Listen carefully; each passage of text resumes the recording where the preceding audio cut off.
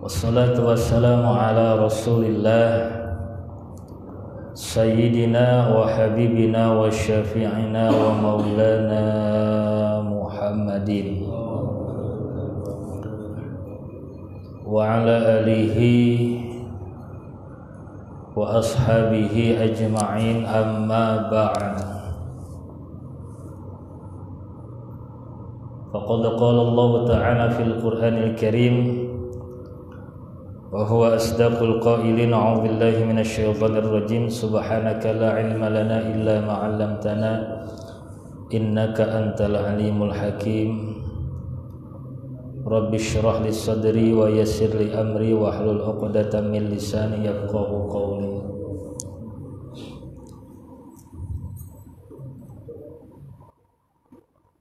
Ma'asyiral muslimin, jamaah Majelis Ta'lim Masjid Jami' Al-Ikhlas, yang insyaallah di malam hari ini kita semuanya senantiasa selalu berada dalam rahmat serta barokah dan maghfirah dari Allah Subhanahu wa taala. Puji dan syukur kita panjatkan kehadirat Allah. Di malam hari ini kita masih diberikan kesempatan oleh Allah Subhanahu wa taala untuk dapat hadir di majelis yang mulia ini dalam rangka kajian atau kegiatan rutin kita, yaitu ta'lim atau kajian dalam membahas kitab Dalilul Falihin karangan Syekh Muhammad bin Alan As-Siddiqi Asy-Syafi'i, yang juga kita bersyukur kepada Allah Subhanahu wa taala di hari ini adalah hari Ayyamul Ashr atau 10 hari pertama di bulan Dzulhijjah, yang mana kemuliaannya diisyaratkan oleh Allah Subhanahu wa taala di dalam Al-Qur'an dan juga disebutkan di dalam hadis baginda Nabi besar Muhammad sallallahu alaihi wasallam. Di dalam surah Al-Fajr itu di ayat yang kedua Allah bersumpah di situ. Bismillahirrahmanirrahim, wal fajri wa layalin 'ashr. Demi waktu fajar dan demi 10 malam. Demi 10 malam. Nah, walayalin 'ashr ini maknanya 10 malam ini. Qala Ibnu Abbas radhiyallahu taala anhuma, seorang sahabat Nabi yang ahlu takwil wa tafsir, karena memang Ibnu Abbas ini, Sayyidina Ibnu Abbas ini, beliau adalah salah satu dari sahabat Nabi yang mendapatkan doa dari Rasulullah sallallahu alaihi wasallam. Ya, karena berkhidmahnya Ibnu Abbas, Sayyidina Ibnu Abbas kepada Rasulullah. Ya gitu. Jadi ya dapat, kalau bahasanya dapat karomah lah gitu. Karena khidmah itu adalah melayani Rasulullah. Dari kecil itu Ibnu Abbas sudah suka ikut dengan Nabi. Kalau Nabi keluar sendalnya diambilin gitu, khidmah. Ya, banyak sahabat-sahabat Nabi seperti Anas bin Malik, terus siapa lagi tuh, ada tuh, ya, Imran bin Husain. Jadi mereka adalah orang-orang yang berkhidmah kepada Nabi. Ya, jadi bukan hanya sekedar takzimnya manggut-manggut, bukan, tapi benar-benar apa yang diperlukan oleh Nabi, yang dibutuhkan oleh Nabi, ya ia senantiasa siap untuk melayaninya. Di situ Rasulullah ridho, gitu kan, berdoa Rasulullah pada Ibnu Abbas, Allahumma faqihu fid din wa 'allamahu ta'wil, kata Nabi begitu. Karena ridhonya Nabi, gitu kan, senangnya Nabi kepada sahabat yang ini nih, ya kan, keluar doa dari hati Rasulullah, Allahumma faqihu fid din wa 'allimhu ta'wil. Ya Allah, jadikan Ibnu Abbas seorang yang faqih, yang paham terhadap agama, dan berikan ia pemahaman tentang takwil Al-Qur'anul Karim. Wah. Siapa yang doa itu? Rasulullah sallallahu alaihi wasallam. Maka di dalam kitab Ta'limul Muta'allim itu, ya, di antara sebab, ya, di antara sebab keberkahan ilmu dan datangnya karomah ilmu kepada seorang, ya, murid itu adalah berkhidmahnya seorang murid kepada gurunya, gitu kan. Maka kalau di pesantren itu, ya, saking ta'zimnya itu, salaman juga pengen rangkak gitu. Zaman dulu saya gitu, nggak tahu sekarang. Kiai di sana tuh, gitu kan, ngerangkak saya itu, ngerangkak ke sana. Kiai lagi tiduran pijitin, gitu kan. Itu namanya khidmah, berkhidmah, gitu kan. Bukannya ngomongin kebaikan, bukan, tapi apa namanya? Itu cara berkhidmah kepada guru waktu di pesantren begitu. Ya, kalau diundang sama guru, nanti Saiful kamu qori, ya, abah yang ceramah, siapa gitu. Gitu kan. Sama-sama dikasih amplop, saya dikasih amplop, abah dikasih amplop. Tapi amplopnya saya kasihkan lagi kepada guru. Nah, itu khidmah namanya. Udah buat kamu aja, enggak abah, buat abah. Gitu kan. Itu sering begitu, itu khidmah namanya, gitu kan. Pernah saya murid daripada Syekh Abdul Qadir Al-Jailani, di dalam manaqib Syekh Abdul Qadir Jailani, jadi muridnya itu, ya, di pesantren disuruh gawe terus, disuruh kerja terus sama Syekh Abdul Qadir Jailani itu. Bahkan makannya itu cuman roti kering, hanya roti dikasih sama Syekh Abdul Qadir Jailani, roti kering, itu kan. Disuruh kerja terus, akhirnya ada, ya, orang tua santri yang menjenguk anaknya, ngelihat, ngadu kepada orang tuanya, anak kamu di pesantren kayak nggak pernah ngaji, disuruh kerja mulu gitu. Disuruh nyangkul, disuruh bebersih rumahnya gurunya, gitu kan. Akhirnya orang tuanya nggak senang kan, datang ke pesantren ngomong sama Syekh, Pak Kiai kalau bahasa kita sekarang, Syekh, saya nitip anak saya kesini bukan buat disuruh kerja, tapi disuruh ngaji, gitu kan, supaya jadi anak orang yang paham terhadap agama. Kenapa disuruh kerja? Kata Syekh Abdul Qadir Jailani, ya sudah, kalau memang kamu nggak ridho anak kamu di sini, bawa keluar, bawa pulang. Ketika dibawa pulang ke rumah, di perjalanan, ya kan, itu bapaknya nanya apa aja urusan agama, tahu urusan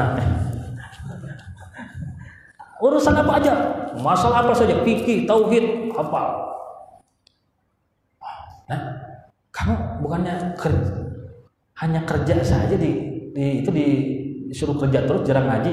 Memang saya jarang ngaji, tapi nggak tahu apa yang dikaji oleh Tuan Syekh, gitu kan. Saya tahu, gitu kan. Tiba-tiba saya hafal, gitu kan. Itu akhirnya dia datang lagi ke mana?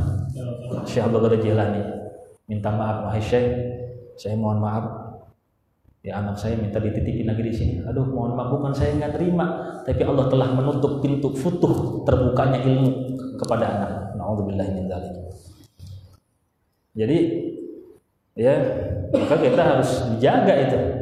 Seorang kita kalau nitipin anak ngaji kah itu, gitu kan, pesantren kah itu, maka ta'zim kepada guru itu harus dijaga, ya kan. Khawatir tertutupnya futuh, terbukanya pintu ilmu yang nafi, bermanfaat.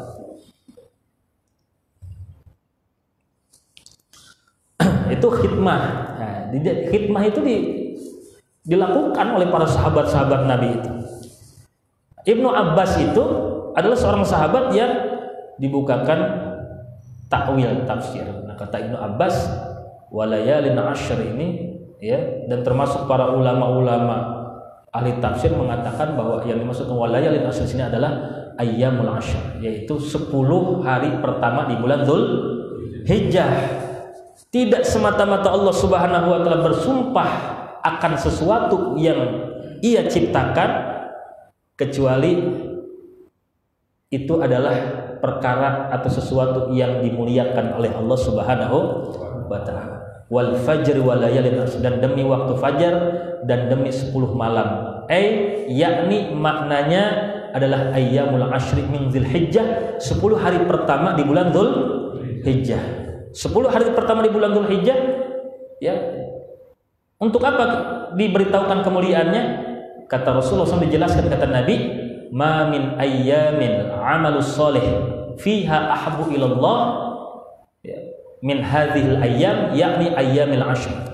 Tidak ada satu amalan soleh, tidak ada satu perbuatan yang baik yang lebih dicintai oleh Allah Subhanahu wa taala dibandingkan perbuatan baik atau amal soleh yang dilakukan pada 10 hari pertama di bulan Dzulhijjah.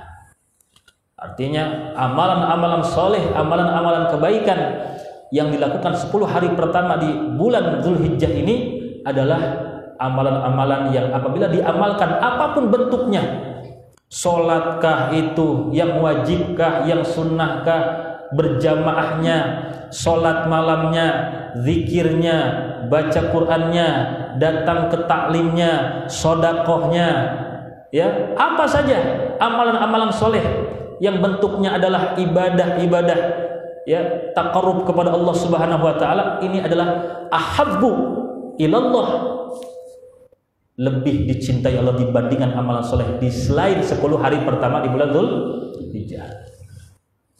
Makanya sayang kalau 10 hari pertama di bulan Dzulhijjah kita leha-leha, nggak semangat ibadahnya, betul gak? Ya, mulutnya garing, kagak pernah baca Quran, ya kan? Mulutnya garing, zikirnya sedikit, malas, sayang. Ya, sholat sunnahnya juga jarang, ya, rawatib kagak gitu kan, witir kagak, duha kagak, komo sholat malam mah, yang duha yang melek juga kagak, apalagi yang merem gitu kan.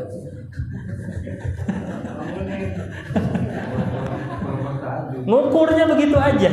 Sholat duha itu melek padahal, betul gak? Kagak, apalagi yang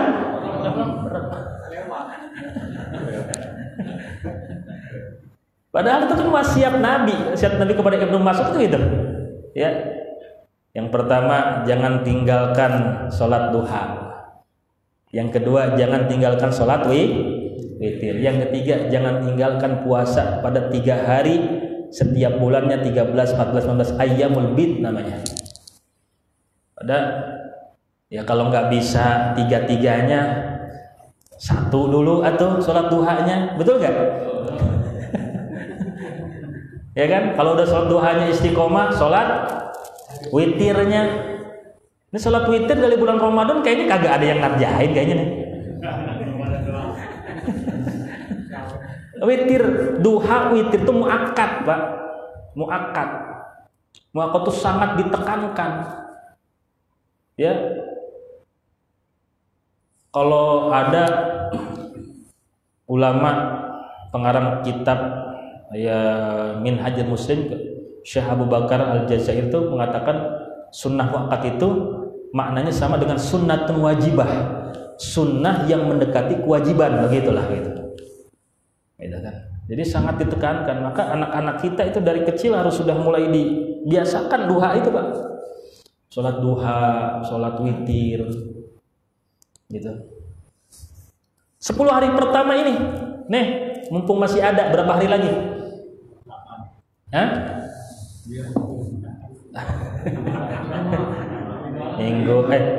Minggu, Senin, Selasa, Rabu, Kamis, 5 hari lagi. Masih banyak, Pak, ya. berbanyak. Nah, ini termasuk amalan soleh. Insyaallah adalah amalan yang dicintai oleh Allah Subhanahu wa ta'ala. Dan amalan soleh yang sangat dicintai oleh Allah apa? Yaitu puasa. Puasa. Sampai Allah katakan wa ana ajzi bihi. Ya, kalau ada hambaku yang berpuasa, wa ana ajzi bihi, maka aku yang akan membalasnya. Kan begitu bahasa Allah Subhanahu wa taala katakan man soma yauman, kata Rasulullah dalam satu hadis yang diriwayatkan Imam Bukhari, man soma yauman fi sabilillah, man soma yauman fi sabilillah ba'adallahu wajhahu anin nar bidzalika al-yaum 70 kharifan.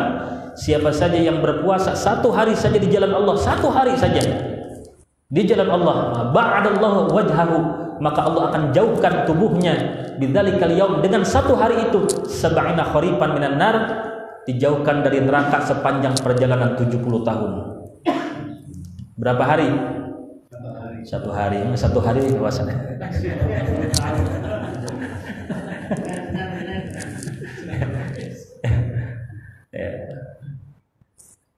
Jadi para ulama ya Ahlus Sunnah wal Jamaah mengatakan, beliau berfatwa mengatakan bahwa boleh kita berpuasa pada tanggal 1 sampai tanggal 9.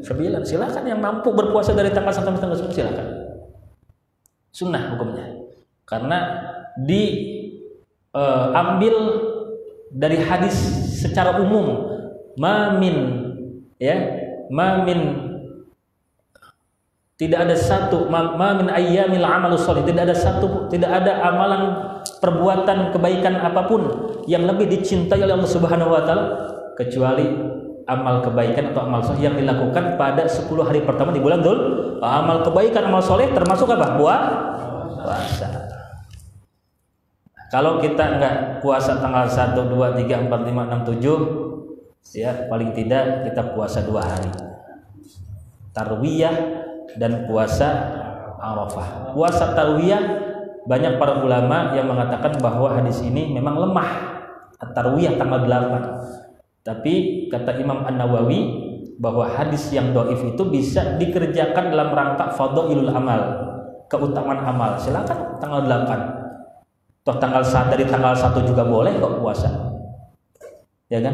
Nah, kalau di tanggal 9 ya maka mufakat para ulama ahli hadis tentang ya kesahihannya, ya tentang masyhur hadis ini, yang mana ya banyak riwayat-riwayat hadis yang menyebutkan bahwa ketika Rasulullah SAW ditanya Rasulullah SAW an saumi Arafah, ya tentang puasa Arafah, kata Nabi, ya puasa Arafah itu yukaffirus sanatal baqiyah wal madiyah.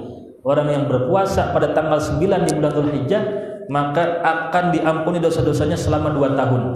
1 tahun yang telah lalu, 1 tahun yang akan datang. Ya, dosa-dosanya diampuni 1 tahun yang telah lalu, 1 tahun yang akan datang. 1 tahun yang akan datang belum tentu hidup padahal.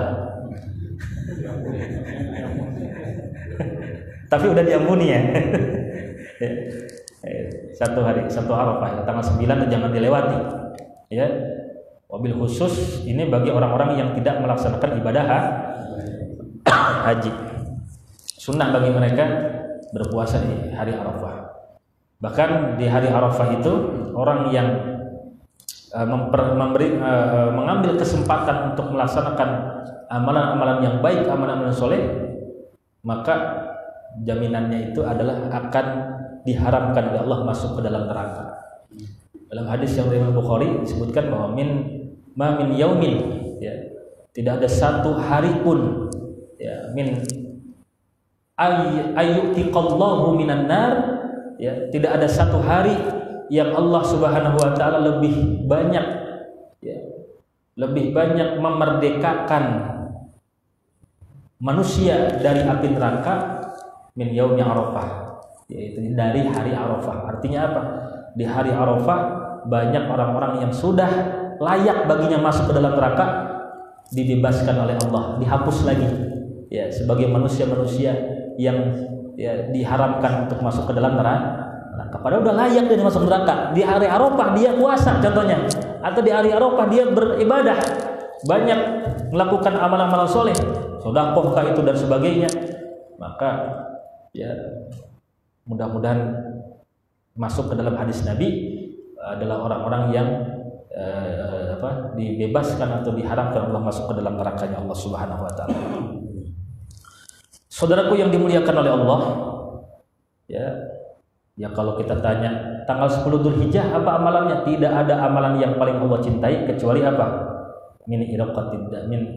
Daripada mengocorkan atau mengalirkan darah, yaitu apa? Berkurban. Itu amalan yang paling dicintai oleh Allah pada tanggal 10 Dzulhijjah. Haram hukumnya berpuasa, ya kan? Tanggal 10 Dzulhijjah haram, nggak boleh puasa. Kenapa? Karena itu adalah hari di mana Allah menjamu, ya, menjamu. Tanggal 10, 11, 12, 13 hari tasyrik, ya, sampai tanggal 13 Dzulhijjah nggak boleh, haram berpuasa. Karena itu hari di mana bahkan para ulama mengatakan, ya, di dalam kitab-kitab fikih itu, dalam kitab I'anah juga ada itu kalau nggak salah, bahwa makruh hukumnya kita tidak memakan, ya, daging kurban itu walaupun hanya secuil gitu kan. Jadi kalau misalnya saya nggak makan daging, sedikit aja. Kenapa?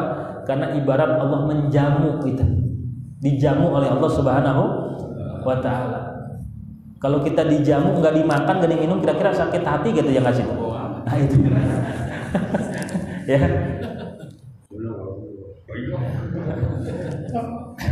Yang ke dalam fikih itu kan, dalam fikih itu kurban itu kan dibagi 3, ya kan? Sepertiga untuk yang berkurban, sepertiga untuk dihadiahkan, sepertiga untuk disedekahkan. Sepertiga untuk yang berkurban boleh diambil sepertiganya. Sepertiga untuk dihadiahkan.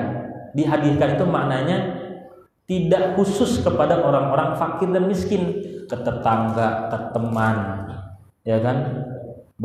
Artinya ke orang-orang yang setiap hari makan daging, kasih baik gitu kan, hadiah kan. Nah, jadi kita rata kan gitu kan, kasih semuanya gitu kan. Mungkin sepertiga lagi sedekahkan, artinya semuanya kebagian, gitu ya. Ya. Baik. Jam berapa ini?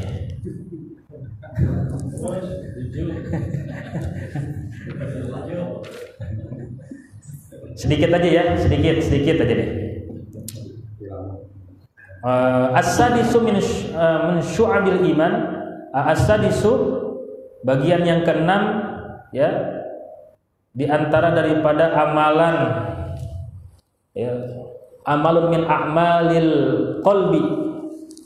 Amalan di antara amalan-amalan hati adalah wa huwa al-imanu bil yaumil akhir, beriman kepada hari akhir, hari kiamat.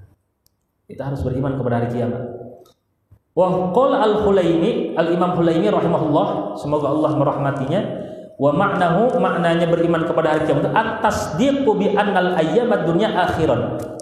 Kita membenarkan di dalam hati kita, membenarkan, meyakini bahwa hari-hari dunia, ya, atau dunia ini dan seisinya akhiran, akan berakhir,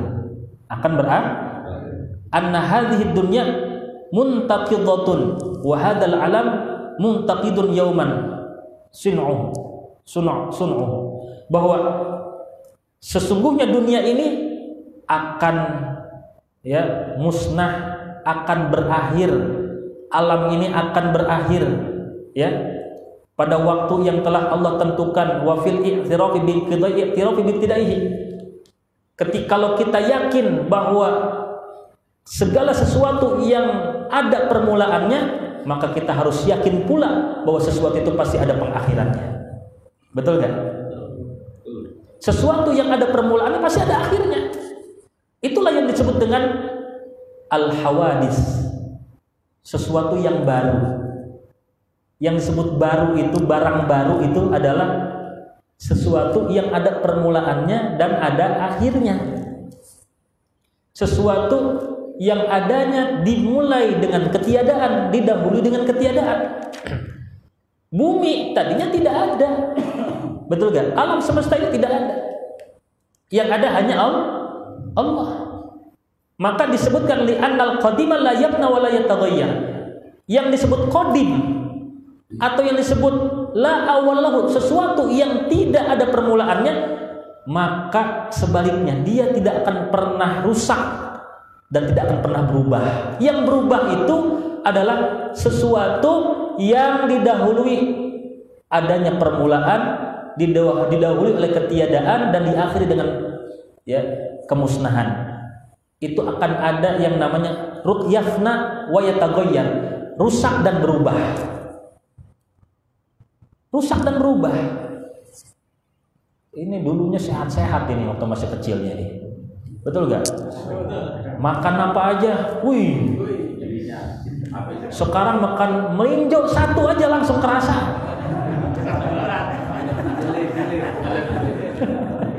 Yafna, rusak udah ini. Ya.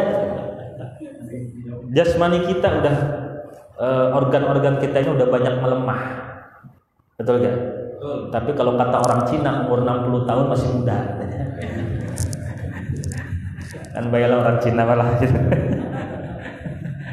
Kalau kata orang Jepang, kata Mas Teguh, umur 60 tahun itu masih anak muda. Ini masih betul gak? Karena katanya umur sana meninggal 90 tahun paling cepat itu katanya. 90 tahun, 80 tahun. Di kita kan umur 40 tahun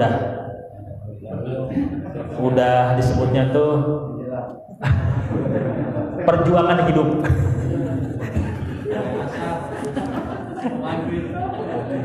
Jadi ada pandangan hidup, pegangan hidup, perjuangan hidup. Dulu waktu masih muda, bujangan umur 17 tahun, 20 tahun, pandangan hidup. Baru mandang aja udah hidup. Melihat cicak dempetan hidup.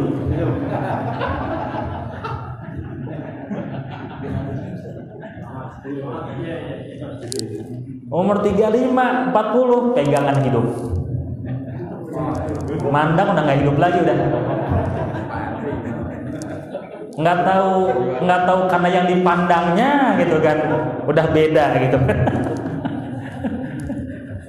Ya, kalau udah umur 50, 60 perjuangan udah gitu.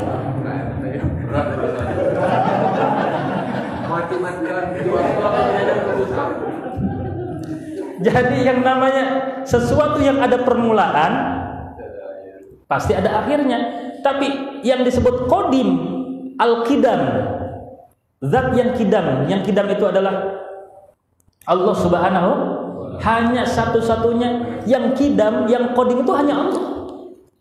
Tidak ada permulaannya, tidak ada akhirnya, la yafna wa la yataghayyar, tidak berubah. Ya. Enggak berubah Allah. Biar kata ini sealam dunia minta sama Allah, minta kaya, enggak bakalan habis kekayaan Allah.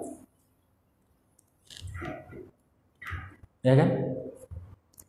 Wallahu khalaqakum wa ma ta'malun, dan Allah yang menciptakan kalian dan menciptakan amalan-amalan kalian. Ya. Bahkan amalan kita pun diciptakan oleh Allah. Yang baik, amalan yang buruk diciptakan oleh Allah. Dalam Al-Qur'an kan itu. Wallahu khalaqakum wa ma ta'malun. Hanya ada orang yang ngebid'ahin tawasul. Gitu kan, ke kiai. Pak Kiai, ya. Ente ini berbuat musyrik. Kenapa? Bertawasul kepada makhluk. Loh, kok musyrik? Iya. Antum bertawasul kepada Rasul musyrik. Bertawasul kepada para wali musyrik. Kenapa musyrik? Karena itu makhluk. Kenapa harus berdoa langsung kepada Allah? Begitu. Itu kan. Kemudian kata kiainya, kira-kira kalau bertawasul dengan amal soleh musyrik gak? Oh, amal soleh tidak musyrik. Ada hadisnya. Lah, bukannya di dalam Al-Qur'an Allah katakan wallahu khalaqakum wa ma ta'malun, dan Allah menciptakan engkau dan menciptakan amalan engkau. Berarti amalan soleh juga makhluk kan? Betul enggak? Berarti yang bertawasul kepada amal soleh berarti bertawasul kepada makhluk sarua, makhluk keneh eta diciptakan oleh Allah.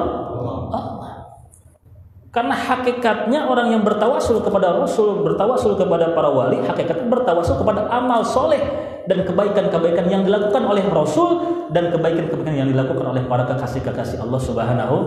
Hakikatnya itu sebenarnya.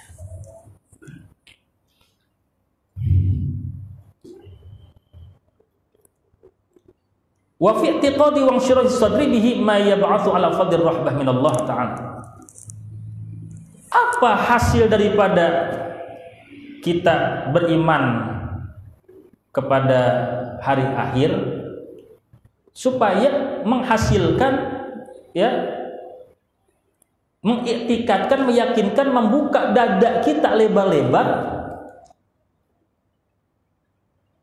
agar kita qillatir rukuni ila dunya wa tahawuni bi azani wa masaibiha, supaya kita sedikit jangan sampai bergantung kepada dunia. Kalaupun kita resep sama dunia, jangan banyak-banyak lah gitu. Ya, resep sama dunia boleh, ya kan? Karena kita Allah ciptakan di dunia, Allah berikan fasilitas, silakan cinta kepada duniawi, tapi jangan sampai melupakan Allah Subhanahu. Nah ini maksudnya. Di antara manfaat kita percaya dengan adanya hari kiamat adalah supaya mengurangi kecintaan kita kepada duniawi, qillatir rukuni ila dunya, mengurangi ketergantungan kita kepada dunia, wa tahawuni bi ahzani wa masaibiha, supaya kita meremehkan atau meringankan kesedihan-kesedihan dan musibah-musibah yang terjadi di alam dunia ini. Ya, kalau kita dapat ada kesedihan-kesedihan, ada musibah-musibah, kita ingat akhirat. Masih ada akhirat, itu kan, dengan sabar. Emang dunia mah begini, nanti kalau mau senang mah di akhirat, begitu kan. Jadi ingatnya paling tidak ngegembirain hati gitu. Kayak orang ditipu sama orang, gitu kan. Masih ada akhirat, inilah nanti gua tagih, begitu kan. Paling tidak kan begitu, ngegembirain hati, betul gak? Itu perbedaan orang mukmin dengan orang kafir begitu. Ada dulu.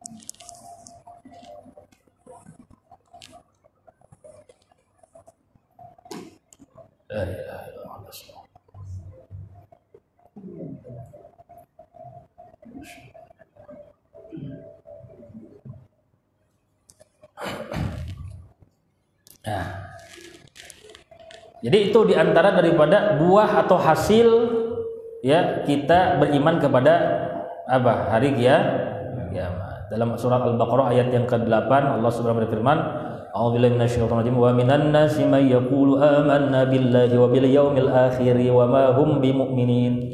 Dan di antara manusia ada yang berkata, ya, amanna billah, kami beriman, wa bil yaumil akhir, dan beriman kepada Allah dan beriman kepada hari akhir, wa ma hum bimumin, dan padahal mereka tidak beriman. Ya, orang-orang munafik mereka mengatakan saya beriman kepada Allah, saya beriman kepada Allah, padahal enggak beriman, disinggung sama Allah. Jadi ya senantiasa selalu disandingkan antara beriman kepada Allah dan beriman kepada hari akhir. Ya. Karena tidak bisa dipisahkan, itu nggak bisa dipisahkan. Orang yang beriman kepada Allah, maka dia pasti beriman kepada hari akhir. Gitu. Kemudian dalam surah At-Taubah ayat ke-29 Allah Subhanahu wa taala berfirman, A'udzubillahi minasyaitonir rajim, qatilul ladzina la yu'minuna billahi wala bil yaumil akhir, dan perangilah orang-orang yang tidak beriman kepada Allah dan tidak beriman.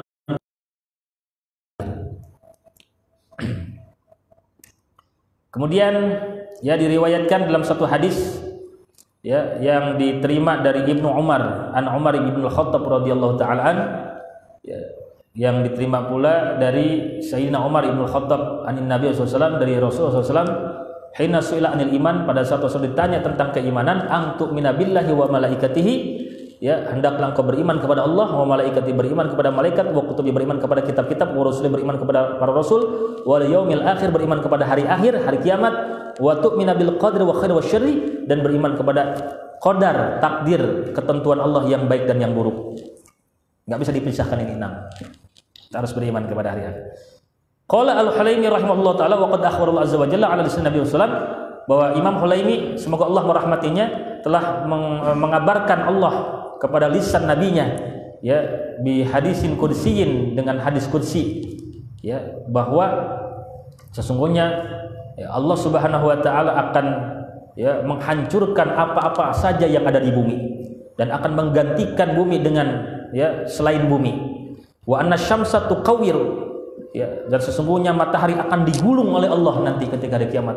Wal biharu tusajjaru, dan lautan akan meluap, diluapkan oleh Allah. Matahari digulung, lautan ditumpahkan. Wal kawakibu tantasiru, dan bintang akan jatuh berserakan. Bintang, sekarang bintang kan kecil-kecil tuh ya, nanti jatuh nanti. Nggak tahu gedenya kayak apa tuh bintang. Was-sama'u tatafattaru, dan langit akan terbelah. Langit terbelah, bintang berjatuhan, ya, matahari digulung. Wa tasiru kal muhli fatutwa kama yatul kitab, ya. Maka ya, apa namanya? Semuanya itu seperti ya kitab yang dilipat-lipat oleh Allah. Wa annal jibala tasiru kal ihnal mankush, gunung-gunung akan seperti bulu-bulu yang dihambur-hamburkan, kapas-kapas yang berterbangan, itu gunung-gunung. Ya.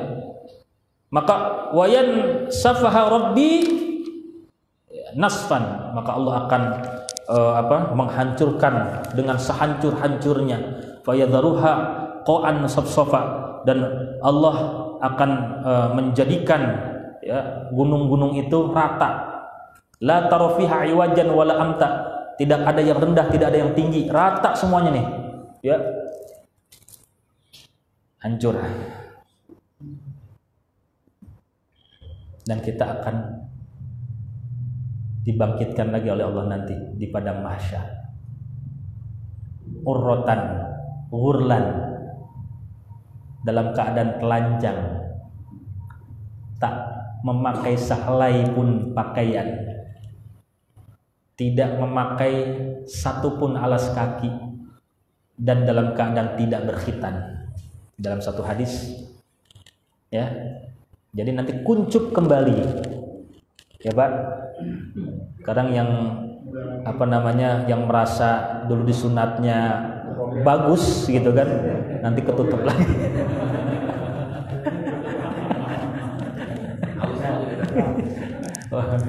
Model saya bagus gitu kan. Nanti sana kuncup lagi. Wurlan, ya, dalam keadaan nggak pakai alas kaki. Tukang sendal pun nggak jual sendal di sana. Ya, nggak pakai baju sehelai pun. Waduh, repot ya. Laki-laki sama perempuan di sana bagaimana itu? Ya, yang otak mesum pun tidak akan mesum di sana. Ya, kenapa? Karena mikirin amalnya udah pusing dia. Ya kan? Baru di sana nanti hakul yakin, oh iyo ternyata pernah dikaji tadi dunia bareto. Ya, padang mahsyar teh begini ternyata, Masya Allah. Ya. Dalam hadis itu kan ada yang jalannya merangkak, ya kan? Ada yang jalannya pakai perut, ada yang jalannya pakai kepalanya. Beda-beda tergantung amalannya masing-masing. Dan kebanyakan ya banyak di antara mereka wajahnya itu berganti dengan wajah-wajah binatang. Gitu kan. Karena di dunia itu jasmani yang menutupi raga jiwa, tapi kalau di akhirat ya jasmani yang ditutupi oleh jiwa. Kalau jiwanya monyet ya monyet, ya di sana mah. Ya kan. Na'udzubillah tsumma na'udzubillah min dzalik. Dalam satu hadis yang dari Imam Bukhari, keringat masing-masing. Keringat itu masing-masing. Ada yang keringatnya sampai ke kaki, mata kaki, ada yang ke dengkul, ada yang pusar sampai pusar, ada yang sampai ke leher, ada yang sampai ke kerebekan gitu. Padahal satu tempat eta. Padahal satu. Nah, itu udah nggak bisa dipikirin sekarang atau dah. La ainun ra'at wala udhunun sami'at. Ya, yang namanya perkara-perkara akhirat adalah sesuatu yang tidak pernah dilihat oleh pandangan mata, tidak pernah didengar oleh telinga, dan tidak pernah terlintas dalam hati manusia. Itu urusan akhirat. Kalaupun ada gambaran-gambaran di dalam Al-Quran, itu gambaran-gambaran agar kita tafakur berpikir bagaimana dahsyatnya nanti di akhirat. Kalau kita berpikir sekarang nanti di surga bagaimana bidadari, belum tentu. Ya prakteknya seperti di dunia, ya kan? Kalau kita kan mikirnya kan, oh nanti bidadari sama bidadari di kamar terus gitu kan, ya kan? Bulan madu terus. Mungkin ya di dunia kita mikirnya begitu.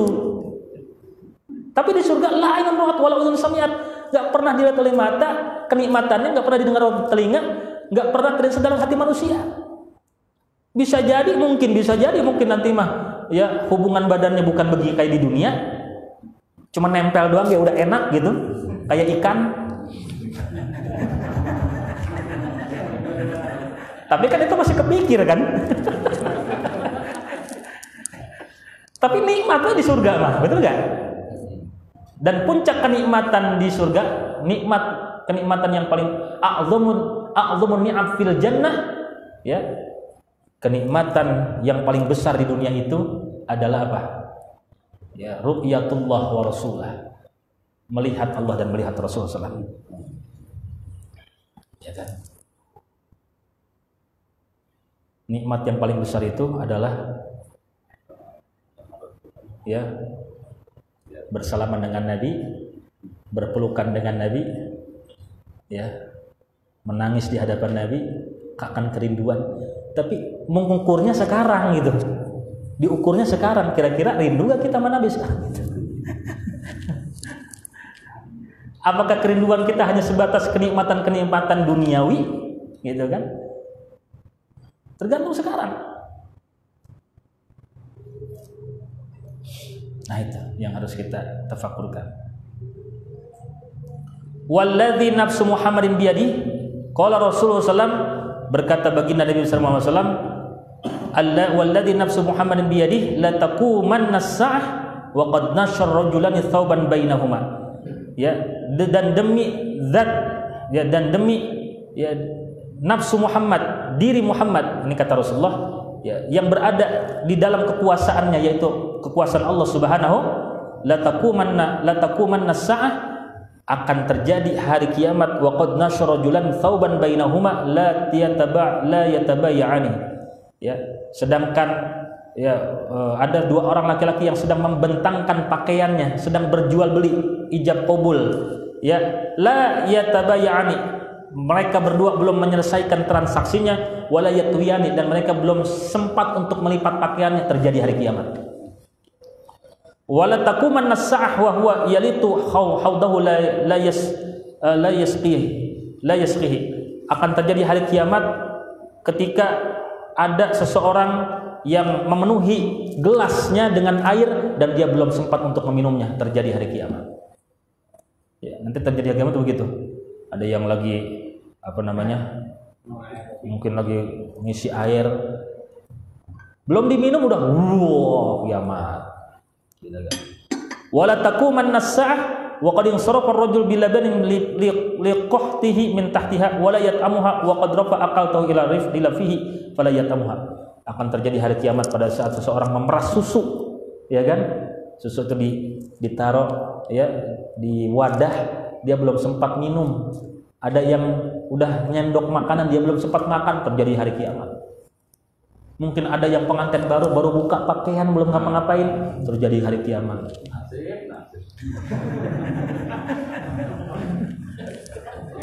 Ya, kalau ngaji sama bapak-bapak harus digituin terus ujungnya gitu kan. Baru pada melek.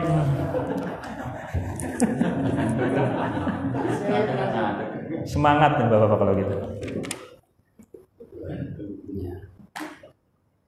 Jadi yang dalam Al-Quran itu ya, as-sa'atu allati taqarrara dzikriha fil Qur'an, yang diulang-ulang dalam Al-Qur'an itu ada 2 kiamat itu. Maksudnya ya, waktu kiamat itu. As-sa'atul akhirah min sa'atid dunya. Maksudnya adalah yang pertama yang Allah katakan dalam Al-Qur'an, yas'alunaka 'anis sa'ah ayyana mursaha. Ya kan? Akan bertanya kepada engkau wahai Muhammad tentang hari kiamat. Manusia akan bertanya, "Wi ayyana mursaha?" Kapan akan terjadinya? Ini maksud kiamat, kehancuran alam dunia. Ya kan? Kehancuran akan. La ta'tikum illa baghtah. Tidak akan datang hari kiamat kecuali dalam keadaan tiba-tiba. Ya kan? Ketika manusia pada lupa sama kiamat, datanglah kiamat. Ya kan? La taqumus sa'ah, tidak akan terjadi hari kiamat, ya kan? Kecuali di dunia ini sudah tidak ada lagi yang menyebut zikir, tidak menyebut lafaz Allah, tidak menyebut Allah. Ya. Jadi kalau di dunia ini udah nggak ada lagi yang nyebut nama Allah, nggak ada lagi yang azan, baru terjadi hari kiamat. Kalau masih banyak yang zikir, banyak yang azan, banyak yang berjamaah, insya Allah menurut pengetahuan atau perhitungan manusia masih jauh. Tapi menurut perhitungan Allah ya dekat. Wa ma yudrika la'alla as-sa'ata takunu qariba, dan tahukah kamu ya, dan tahukah kamu la'alla as-sa'ata takunu qariba, boleh jadi kiamat itu sudah dekat waktunya. Itu kata Allah di dalam surah Al-Ahzab ayat 63. Bahkan Rasul akan katakan, bu'ithu ana wasa'tu kahataini, bahwa aku diutus oleh Allah ya, dan kiamat itu seperti 2 jari. Jadi kata Nabi, Rasulullah diutus sebagai Nabi akhir zaman dengan hari kiamat itu dekat, gitu kan. Nah, maksud yang kedua adalah as-sa'atul ula min sa'atil akhirah. Ya, yang kedua adalah yang disebut dengan kiamat di sini adalah as-sa'atul ula min sa'atil akhirah, yaitu hari ya di mana nanti ketika kita dibangkitkan kembali oleh Allah. Jadi kiamat, maksud kiamat itu 2. Ada kiamat kehancuran alam dunia, ada kiamat atau hari akhir. Yang dimaksud di sini adalah yaitu ketika dibangkitkannya kembali manusia di akhirat. Sesuai dengan firman Allah, yuqsimul mujrimuna ma labithu ghairu sa'ah, akan bersumpah orang-orang yang berdosa dan mereka akan mengatakan bahwa wah, saya kayaknya perasaan sebentar banget nih di alam kubur. Ya kan? Mereka akan berkata di dunia karena kayaknya sebentar doang gitu kan. Jadi mereka membandingkan akhirat dengan dunia itu nggak ada apa-apanya dunia itu. Ketika di akhirat baru sadar. Bahkan dalam Al-Quran ada yang ditanya sama malaikat kan, berapa kamu di alam dunia? Berapa hari? Cuman setengah hari. Cuman 1 hari. Bahkan lebih sedikit dari 1 hari, setengah hari. Jadi kalau dibandingkan dengan hari akhirat, dunia itu dibandingannya cuma setengah hari sampai 1 hari doang. Perasaan teh tinggal di dunia, padahal dia tinggal di dunia 90 tahun. Tapi ketika dia di akhirat, perasaan dia itu, ya, perasaan di dunia cuma 1 hari. Itu ukurannya. Masya Allah. Ya.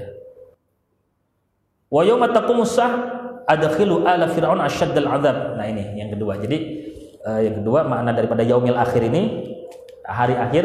Yang pertama adalah kehancuran alam dunia. Yang kedua adalah dibangkitkannya manusia nanti di padang mahsyar, faslul qada, hari di mana manusia akan dihitung amalnya, ditimbang amalnya, dan hari di situ adalah ya dipisahkannya umat ya Rasulullah dan umat-umat yang lain, ya ada pada hari itu juga dibuktikannya syafaat baginda Nabi besar Muhammad sallallahu alaihi wasallam, ya syafaat Nabi, pertolongan Rasulullah kepada umatnya. Mudah-mudahan kita golongan orang-orang yang diberikan syafaat Rasulullah sallallahu alaihi wasallam.